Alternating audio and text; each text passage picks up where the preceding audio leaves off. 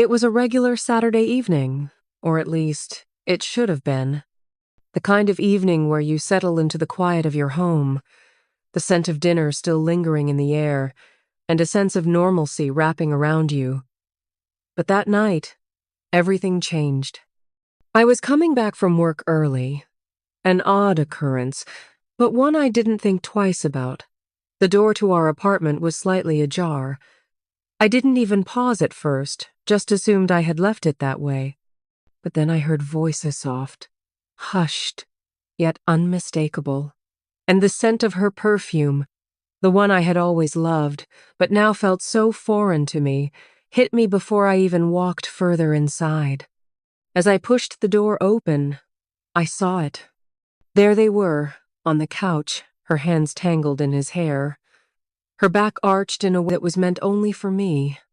My heart pounded in my chest, and for a second, the world around me went silent, my breath the only thing I could hear. I stood frozen, unable to speak. They didn't notice me, but I saw everything. The love, the lust, the complete betrayal, and for the first time I felt like I was suffocating. Without a word, I turned around. I didn't shout. I didn't throw accusations. I didn't make a scene. I just left. I didn't pack my things. I didn't make it dramatic. I left quietly. I went to a new city, found a new apartment, a new life. The divorce papers were filed the next morning, simple, no mess, no drama. I deleted every trace of her from my life, including her number, her social media, and our shared moments. The hardest part wasn't the silence. It was the absence of the love I thought we had. But time, as it always does, helped. The first few months were the hardest. The questions in my mind, the anger, the pain, kept me awake at night.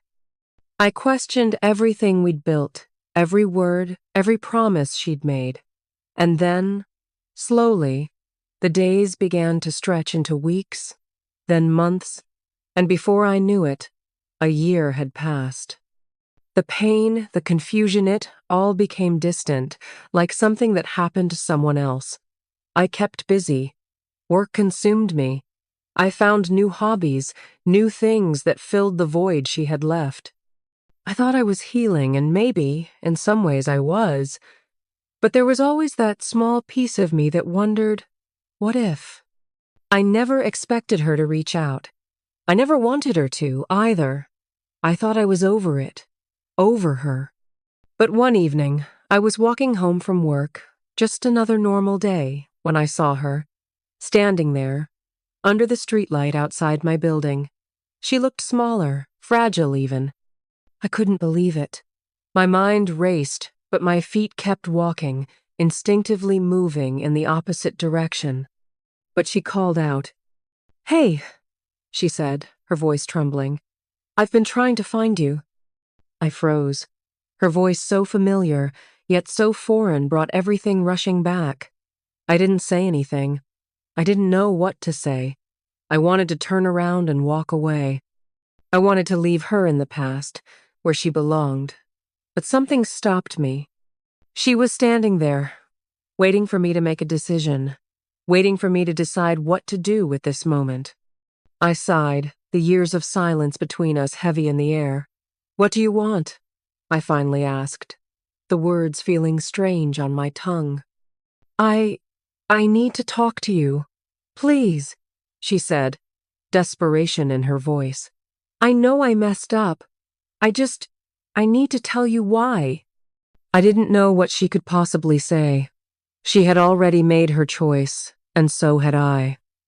But something deep inside me wanted to hear her out, to understand, even if it couldn't change anything. We went to a small cafe nearby, the kind I used to take her to when we were still in love. She looked different. The woman sitting across from me now was not the woman I had known. She had changed.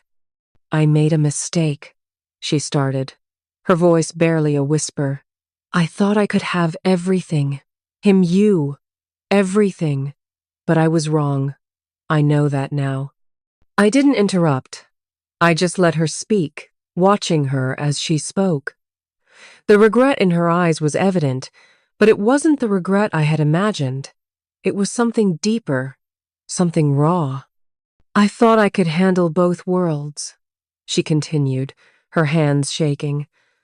But I couldn't. And now I've lost everything. I've lost you.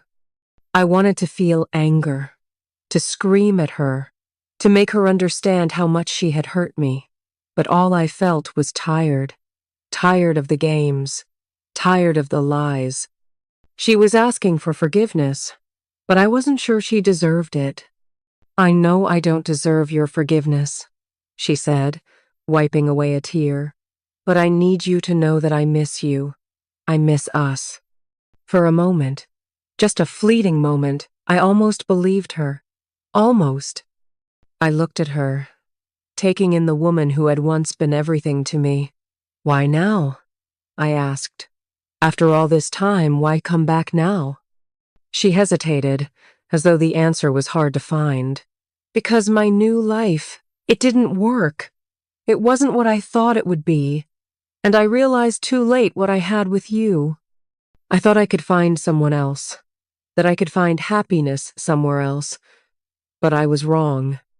Her words hung in the air, and I could feel the weight of them.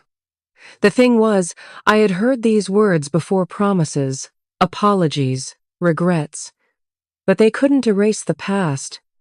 They couldn't undo the hurt. You made your choice, I said quietly. And so did I. Her eyes widened as if she hadn't expected me to be so calm. I know, she whispered. I know, but that was the problem. I didn't understand that when you're broken, you can't just pick up the pieces and glue them back together. Not like nothing ever happened.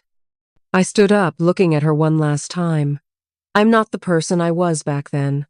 I can't let you back in my life after everything. Not after the lies, not after the betrayal. I turned to walk away, but she reached out, grabbing my sleeve. Please, she begged. I've changed. I've learned. I turned back to face her, looking at the woman I once loved, now broken and regretful. But she wasn't the same person anymore. Not to me. Take care of yourself, I said, my voice steady. But I'm not your backup plan. I walked out of the cafe and out of her life. For good. She hadn't come back because she loved me. She came back because she had lost what she thought she had with someone else. And that I had to accept. She made her choice a long time ago. And now, so had I. As I walked away, I felt a strange peace. A year had passed, and the weight I had carried for so long was finally gone. I wasn't angry, I wasn't bitter. I had learned to love myself again. And sometimes, that's all the forgiveness you really need.